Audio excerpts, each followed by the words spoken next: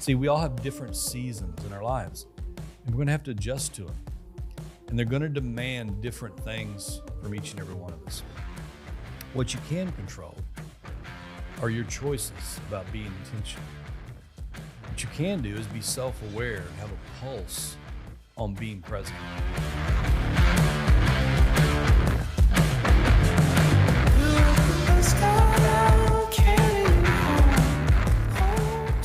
Hey, welcome to the Man Up Podcast. I'm Terry Gwaltney. I'm going to be your host today. Listen, I'm excited about the subject matter that we're going to talk about because it's actually one of the most searched Google terms in the world. Literally over 1 billion times people Google work-life balance. And we're going to talk a little bit about that today. We may actually have to do this in 2 parts. We'll just see how far we get. Here's the big notion, though, that I want to throw out there that I want to dispel as we go through this today. See, I believe that you can win at work and you can win at home. I think for many people, though, they feel like if I'm really going to be successful in my career, if I'm really going to be promoted, if I'm going to live up to my potential, if I'm going to be everything I was meant to be, it's going to come at a super high cost to my family. Or the other side of that is, my family's so important to me that I'm willing to sacrifice, not being everything I could be, not living up to my potential, and, kind of leading a mediocre, less than average life. And I hope today that we can give you some hope in the fact that you really can win at work and win at home. The key word is you have to be very, very intentional about it. So let's get going today.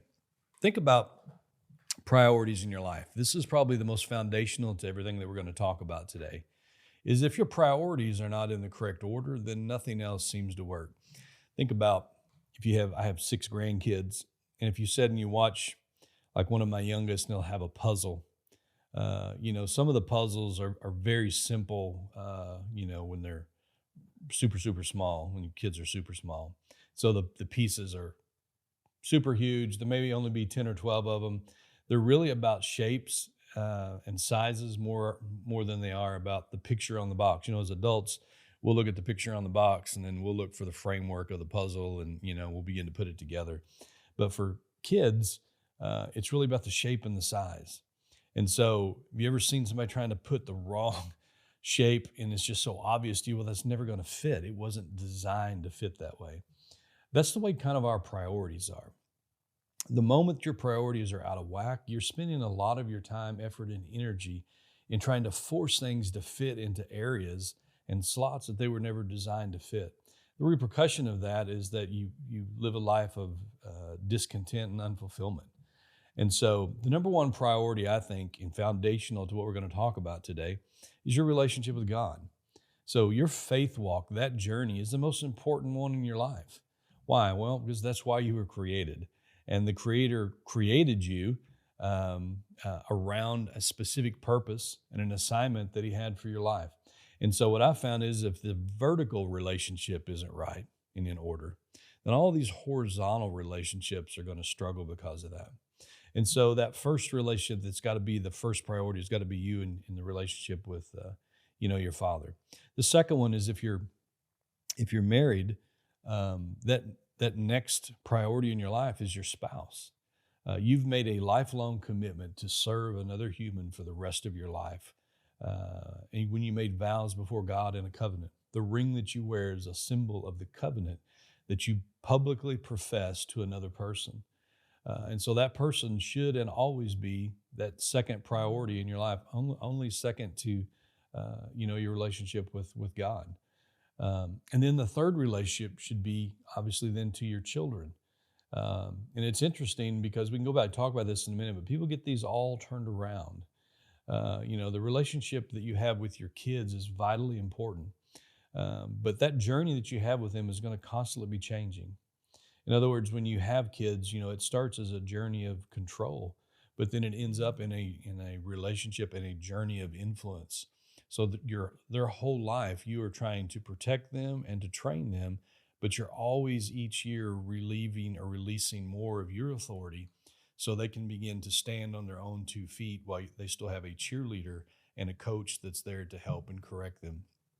And then your Your fourth priority in your life should be work, should be your profession, should be your job. Now, you think about that just for a minute. It's much easier to say than it is to practically live out. And out of the four things that I just mentioned, you ask yourself when you're standing in front of the mirror, where do you spend more time? Well, you probably spend more time at work than you do at home, providing for your family. You probably spend more time at work than you do in prayer, or reading your Bible, or going to church.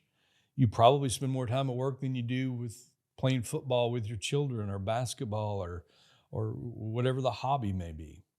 So we're not talking about taking our lives into four equal parts and dividing the time, but we are talking about being very intentional in the moment and understanding how these priorities take place.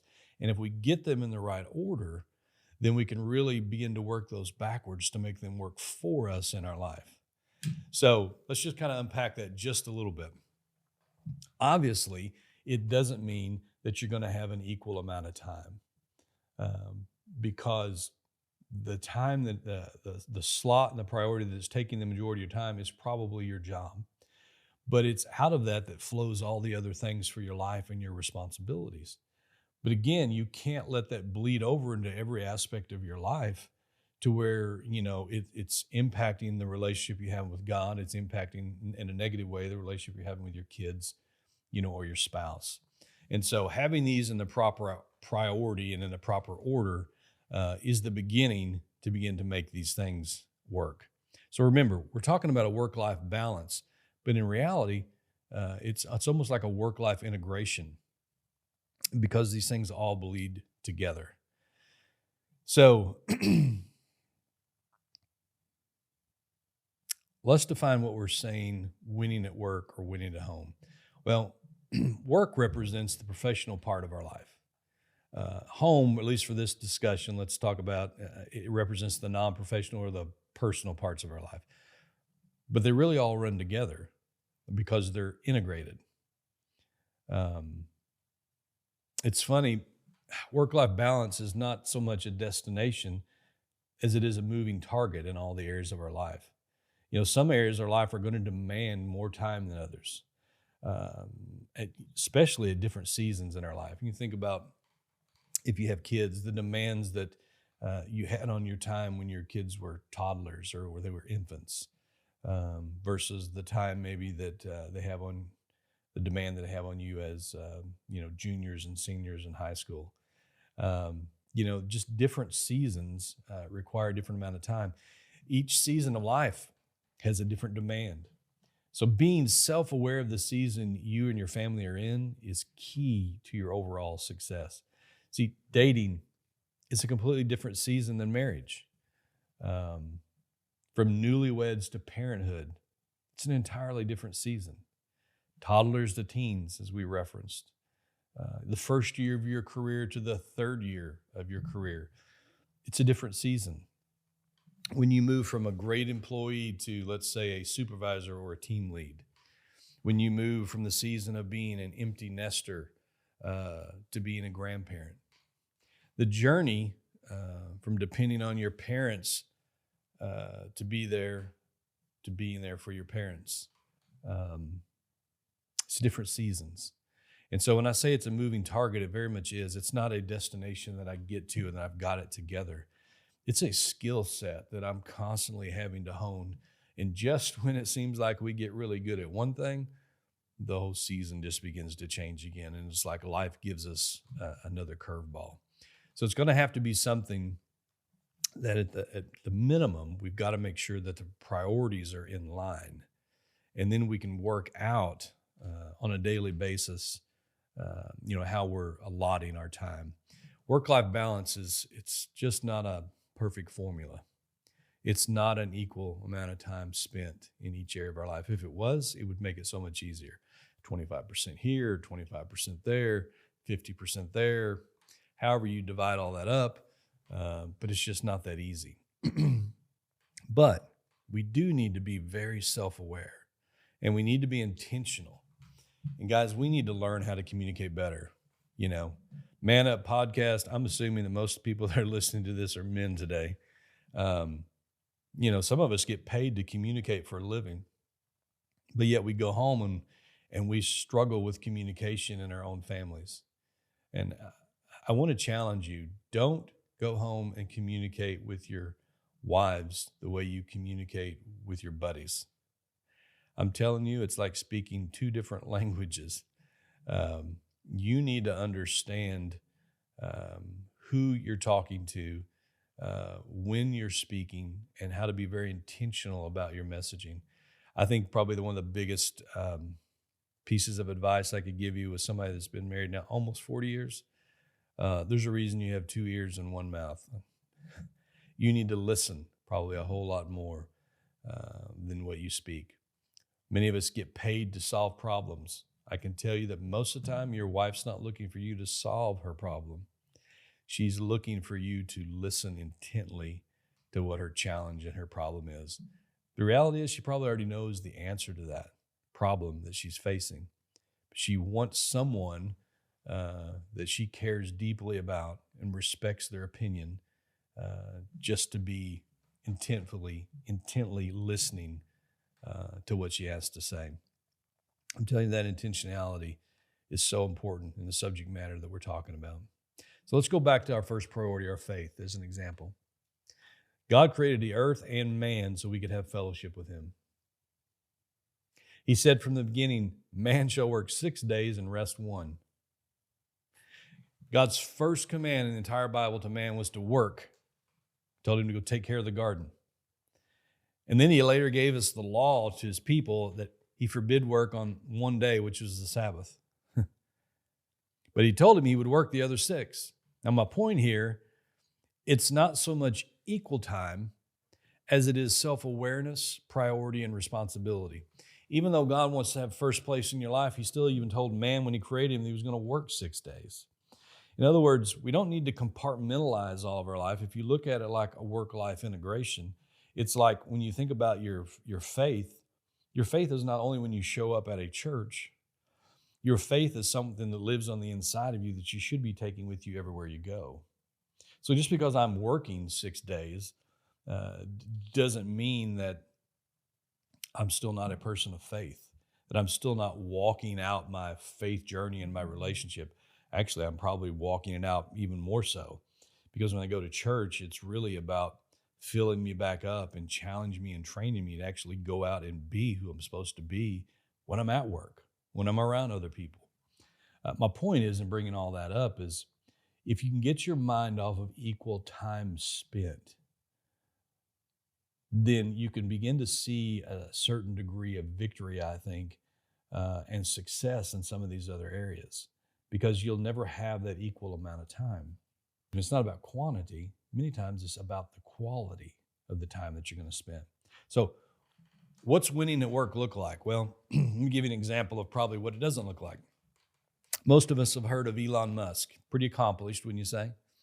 When I'm doing this podcast, the last research I'd done is he was worth $256 billion. If I ask you what he's built or what he's done, some of you'd probably say, well, rocket ships, the Tesla cars. He's the owner of X now. You can go on and on and on. He's a business magnate. He's an investor. He's a founder, a chairman, a CEO, chief technology officer of SpaceX. He's an angel investor. He's a product architect. I mean, you can go on and on and on. Anyone have a guess out there how many hours a week Elon Musk works? He works an average of 120 hours a week, and his team averages 100 hours a week. Now, what's winning at home look like for you?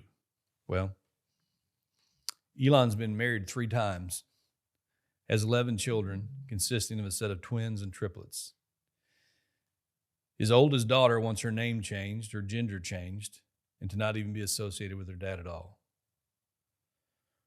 Now, point in bringing all that up, this is just public knowledge, is success in one area doesn't necessarily guarantee success in another. But it also doesn't mean because you're successful in one area that you can't be successful in another. For most of us listening to this podcast, we have a minimum of somewhere between 114 to 124 days a year off of work each year. If you don't work every weekend and you recognize your 4 or 5 major holidays, you're off 114 to 124 days a year, let's say, for the average person, where you make decisions for 100% of those 24-hour days. It's the other 2/3 that require us to become more focused and disciplined.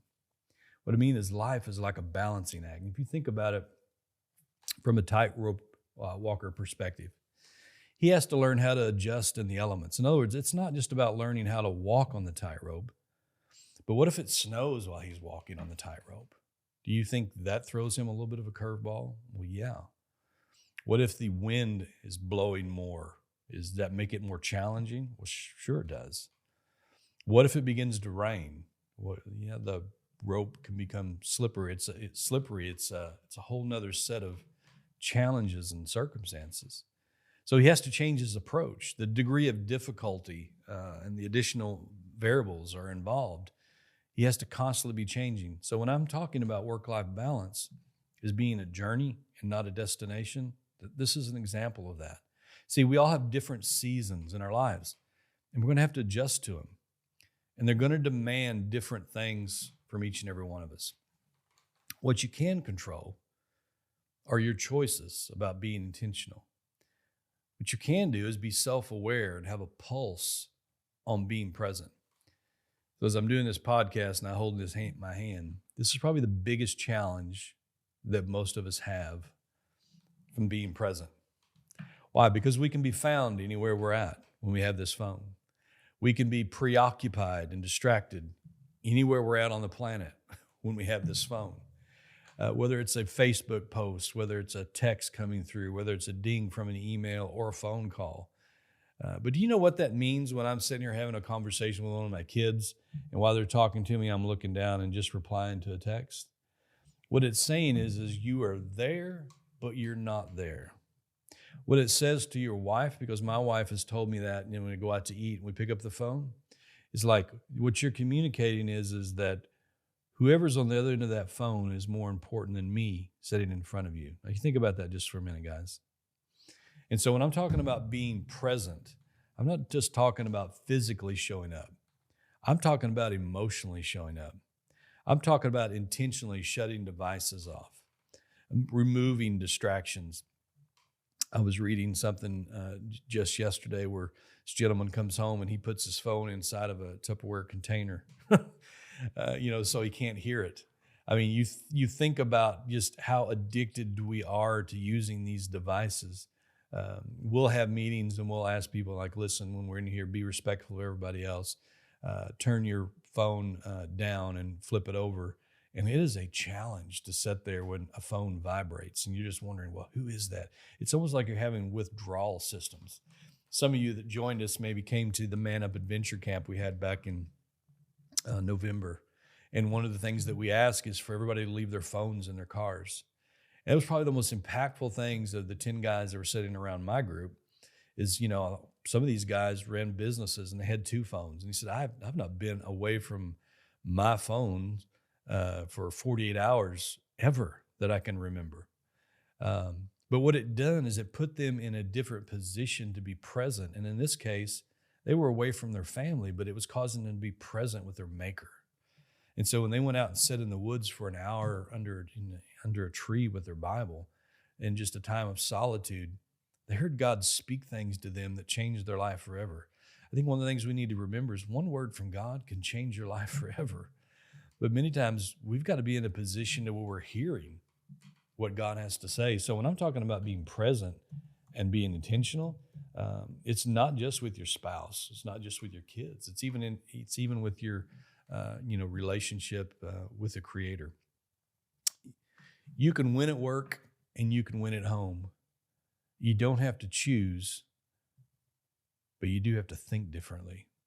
You do have to be very intentional about how you're doing that. You have to be self-aware. to keep a pulse on all the areas of your life. You may be in a startup business. You may be on a fast track for promotion. Maybe your particular department is understaffed at this moment in the society in which we live in. Those are putting extra demands on you and extra demands on your time. You need to be aware of that. You need to be an excellent communicator with your family that, this is only going to be for a season. You also need to be intentional about, the time that they're affording you to be able to be away and they're sacrificing.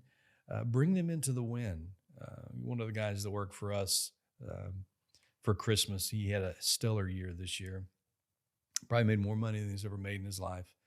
But the thing that he looked forward to at Christmas was his kids were into Legos and Legoland. He'd put it underneath the tree, and he said, when my family opens it up, he said, we're going to load them all up in the car on Christmas Day, and we're just going to take off and go to Legoland. Like, when are we going? We're going right now.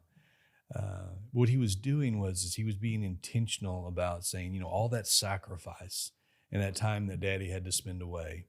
All during the year, he was communicating, this is what I'm doing. I'm going to provide for our family. Well, why do you got to go to work today, Daddy? Because, I'm going to be able to buy those new clothes that you like to wear. I'm going to be able to get that car that Mommy has been wanting. We're going to be able to do this vacation. In other words, he was intentional about attaching the rewards with the sacrifice that his family made. And guys, what that is not only intentionality, but it's great communication. And so I just want to encourage you, we're going to land this plane right here today. There's so much more to talk on this subject. I think we'll probably come back and do it in part 2. But be intentional, be present, and be the kind of communicator that a 6-year-old can understand what you're saying as well as your wife. Don't just take the easy way out and just talk to your family like you're talking to your buddies. Talk in a way that they understand, talk in their language. Listen in a way that they know that they're valued and that they're important. Listen, I hope you pulled something out of this. Our goal is to spend 20 or 30 minutes together and really shape our mentality. In other words, what I mean is shape the way we as men think. I'll talk to you next time on the Man Up Podcast.